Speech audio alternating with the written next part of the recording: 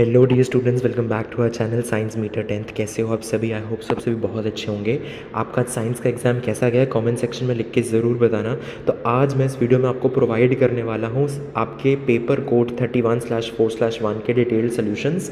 जल्दी से स्टार्ट करते हैं सेक्शन ऐसे, लेकिन उससे पहले I request you to please like share and subscribe to this channel, because आगे बहुत सारी आंसर कीज़ आने वाली हैं, तो वो आप मिस ना कर दो। और मैं साथ साथ आपको बताते भी चलूँगा। मैंने इतनी बार आपको कहा था कि वो चलिए स्टार्ट करते हैं। पहला क्वेश्चन क्या कह रहा है? जिंक जब एसिटिक एसिड यानी CH3COH के साथ रिएक्ट कर रहा है, बेसिकली एक मेटल एक एसिड के साथ रिएक्ट कर रहा है, तो कुछ प्रोडक्ट्स बन रहे हैं। किस टाइप का रिएक्शन है? तो जब एक मेटल एक एसिड के साथ रिएक्ट कर रहा है, basically it is a displacement reaction, because zinc is more reactive than hydrogen.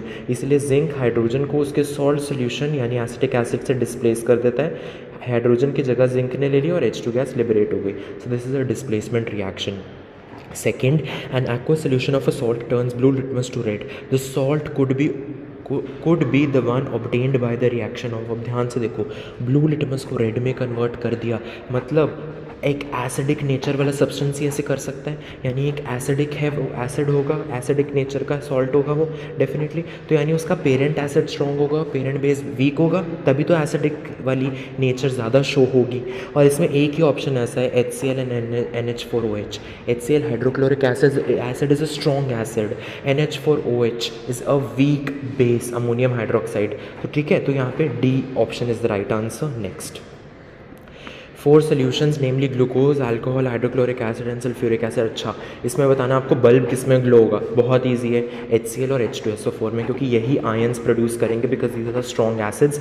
पानी में मिलाते ही they dissociate to produce ions, and ions are responsible for carrying current and current electricity, so it will help the bulbs to glow.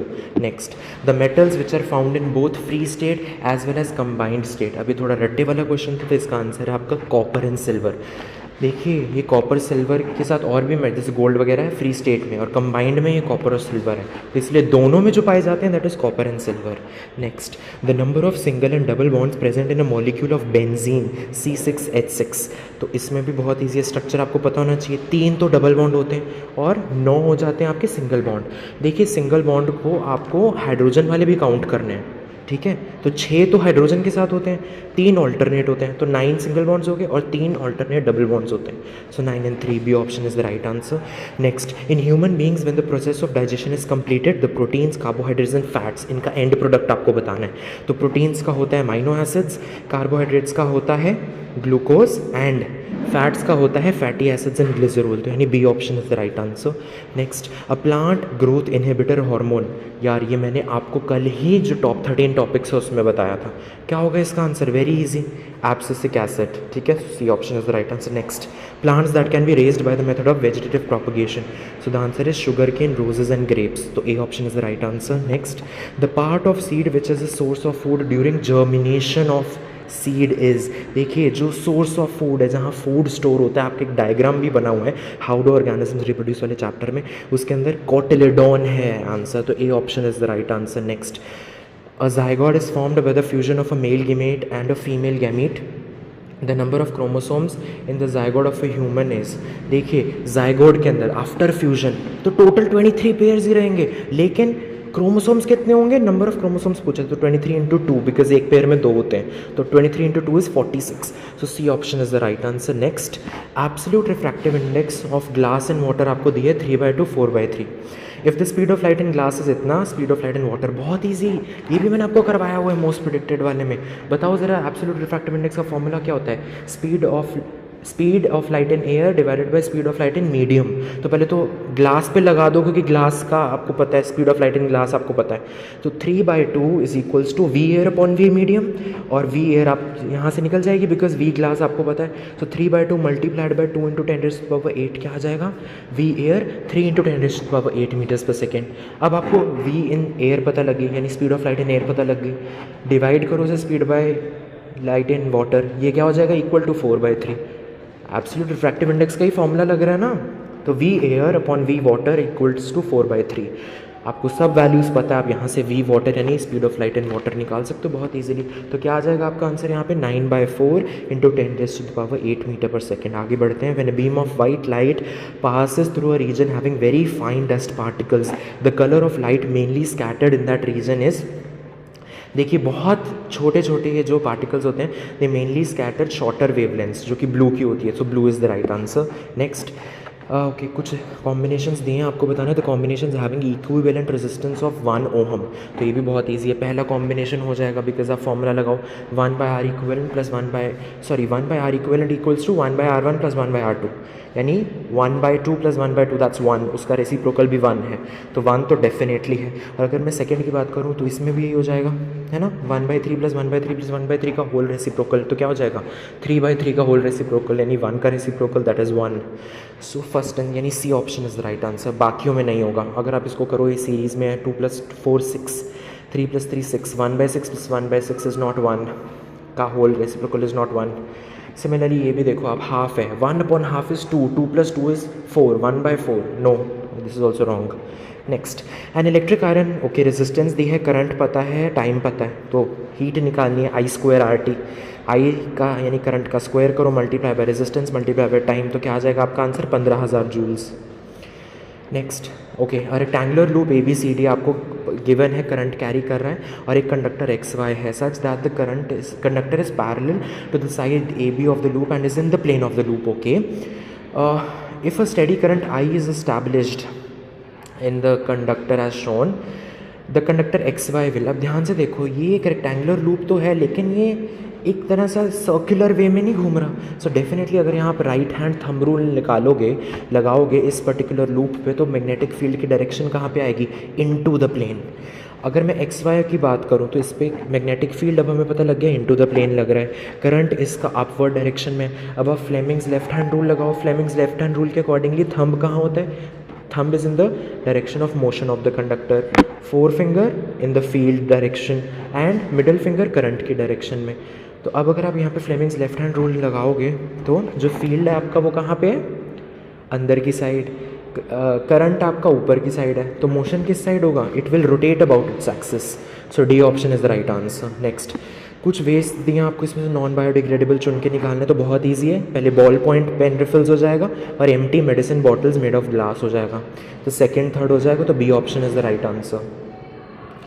अच्छा, अब हम assertion reason पे आ गए। पहला असर्शन रीजन क्या कह रहा है, the extraction of metals from their sulphide ores can not take place without roasting of the ore. बिल्कुल सही बात है, बिकॉज पहले आप रोस्ट करोगे वो मेटल के ऑक्साइड बनेगा, फिर आप उसे फर्दर एक्सट्रैक्ट करोगे मेटल को उससे, ठीक है। और रीज़न क्या कह रहा है, roasting converts sulphide ores directly into metals, no no no no, it only converts into metal oxides. Metal oxide पा लेने के बाद आप फिर एक रिड्यूसिंग एजेंट डालते हो जिससे मेटल निकलता है फाइनली, तो डायरेक्टली तो मेटल में नहीं कन्वर्ट होता। तो यानी असर्शन करेक्ट है, रीज़न फॉल्स है। नेक्स्ट, असर्शन कह रहे हैं in the human heart ventricles have thicker muscular walls than atria, yes it is true, reason भी सही है और करेक्ट एक्सप्लेनेशन है, क्योंकि वेंट्रिकल्स को पूरे बॉडी ऑर्गन्स की तरफ ब्लड को पंप करना होता है, इसीलिए थिक वॉल्स होती हैं उनकी। तो यहाँ पे क्या हो जाएगा, assertion is true, reason is true and reason is correct explanation of assertion. Next, magnetic field lines never intersect each other. If they intersect, then at the point of intersection the compass needle would point towards two directions, which is not possible. Yes, both A and R are correct and R is the correct explanation of assertion, इसीलिए तो magnetic field lines आपस में intersect नहीं करती हैं। Okay, next, oxygen is essential for all aerobic forms of life, true. Free oxygen atoms combine with molecular oxygen to form ozone, ये भी सही है, because O2 plus O gives O3, that is ozone। लेकिन reason is not the correct explanation of assertion, ozone नहीं चाहिए aerobic forms के लिए, तो उल्टा वो गंदी है ओजोन, इट्स हार्मफुल। ओके, चलिए, तो यहाँ पे क्या आ जाएगा, असर्शन ट्रू है, रीज़न भी ट्रू है, but reason is not the correct explanation of assertion. अब सेक्शन बी पर आ जाते हैं जल्दी से। 1 gram of solid sodium chloride was taken in a clean and dry test tube and concentrated sulphuric acid was added. Okay, कौन सी gas evolve हो रही है, हाइड्रोजन क्लोराइड गैस। ओके, इसको जब ड्राई से टेस्ट करेंगे कोई रिएक्शन नहीं होगा, वेट से करेंगे तो ब्लू विल टर्न रेड, इसकी नेचर क्या हो जाएगी, एसिडिक। आगे बढ़ते हैं, some metals react with acids to produce salt and hydrogen gas. तो इसका एग्जांपल क्या दोगे आप, कोई भी एग्जांपल ले लो, कोई भी मेटल ले लो यार, जिंक ले लो, HCl ले लो, ZnCl to H2 गैस बनेगी। How will you test the presence of this gas, burning matchstick test. एक बर्निंग मैचस्टिक इसके पास लेके आओ, पॉप साउंड आएगी, ठीक है। आगे, distinguish between a saturated and an unsaturated hydrocarbon by flame test. देखिए, जो सैचुरेटेड हाइड्रोकार्बन होते हैं they give a clean blue flame, लेकिन जो अनसैचुरेटेड होते हैं दे गिव अ सूटी येलो कलर्ड फ्लेम, ठीक है। तो ये ब्लैक, येलोइश ब्लैक, तो ये नहीं होगा आंसर, मतलब तो इससे पता लग जाएगा अनसैचुरेटेड है।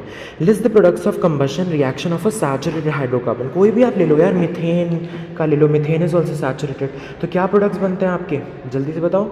CO2 बनता है, वेरी गुड। और कौन सा प्रोडक्ट बनता है, H2O बनता है, हीट एंड लाइट बनता है। तो हीट एंड लाइट तो चलो इतना इंपॉर्टेंट नहीं है, लेकिन CO2 और H2 you have to write, okay. Next, अब यहाँ पे 2 पार्ट्स हैं और उसमें ऑप्शन है we need to water the plants in soil on regular basis but it ultimately reaches the leaves of the plant. ये कैसे होता है, तो देखिए सबसे पहले तो आप एक्साइलम के बारे में बताओगे कि एक्साइलम वाटर को कैरी करता है, लेकिन किन 2 प्रोसेसेस से, एक तो रूट प्रेशर है ना, कंसनट्रेशन डिफरेंस हो जाता है रूट सेल्स और सॉइल के आइंस के बीच में, तो इसकी वजह से क्या होता है, due to eliminate the in order to eliminate the concentration difference between the root cells and the soil cells, the water gets taken up। लेकिन अगर हाइट बड़ी हो प्लांट की तब क्या होगा, तब ट्रांसपिरेशन मदद करता है। तो आपको यहाँ पे ट्रांसपिरेशन का भी लिखना था प्रॉपरली, ठीक है। स्टोमेटा के थ्रू कैसे फिर वो पानी ऊपर चढ़ जाता है लीव्स तक, ठीक है। तो ये दोनों आप चीज़ें बताओगे, एक्साइलम का भी मेंशन आपको करना पड़ेगा। Next, name the type of nutrition exhibited by amoeba, holozoic. Explain how food is taken in and digested. देखिए with the help of pseudopodia finger like projections होती हैं, ठीक है। It takes in temporary finger like projections take in the food, so ingestion होता है। फिर एक food vacuole बनता है, फूड वैक्यूल के अंदर वो फूड टूटता है इनटू न्यूट्रिएंट्स, वो न्यूट्रिएंट्स साइटोप्लाज्म में अब्जॉर्ब हो जाते हैं और जो बचा बुचा मटेरियल होता है undigested, it is egested out. तो आप इसे प्रॉपर मेंशन करोगे। Next, survival of a species is promoted through the creation of variations, illustrate with the help of an example. तो यार आप इसमें जनरल भी बता सकते हो, it helps to adapt to the changes in the environment, continuously changing environment. Example क्या दोगे, जैसे बैक्टीरिया है, विदस्टैंड्स द हीट चेंजेस, ठीक है। It does not die because उसमें वेरिएशन आया है, वेरिएशन से it can survive the changes. ऐसे करके आप एक्सप्लेन कर सकते हो अपने वर्ड्स में, it's fine, everyone will get marks. Next, a person suffering from presbyopia needs a bifocal length if he needs 2 lens of power -4 and +2। Which one of these 2 lenses is for the correction of distant vision. देखिए इसके लिए आपको सबसे पहले बताना चाहिए, bifocal length का जो अपर पोर्शन होता है उसके अंदर क्या होता है, कनकेव लेंस होता है, और वही कनकेव लेंस डिस्टेंट विजन के लिए काम आता है, ठीक है। अब कनकेव लेंस है तो उसकी फोकल लेंथ क्या होगी, नेगेटिव होगी, सो डेफिनेटली कौन सा लेंस यूज़ होगा, -4 डायोप्टर वाला, ठीक है।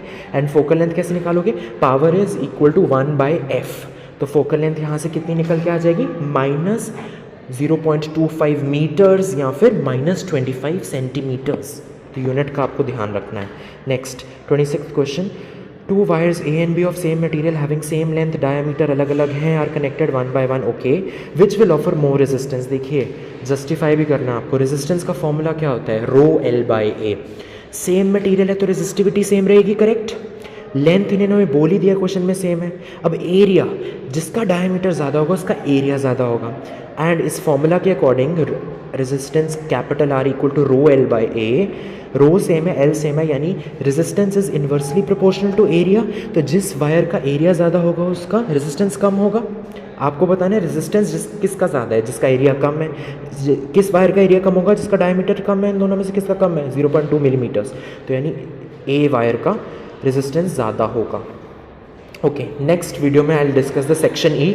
आई होप सो आपको समझ में आया होगा। अगर समझ में आया लाइक करना वीडियो ज़रूर और शेयर कर दो अपने सभी फ्रेंड्स के साथ। All the best.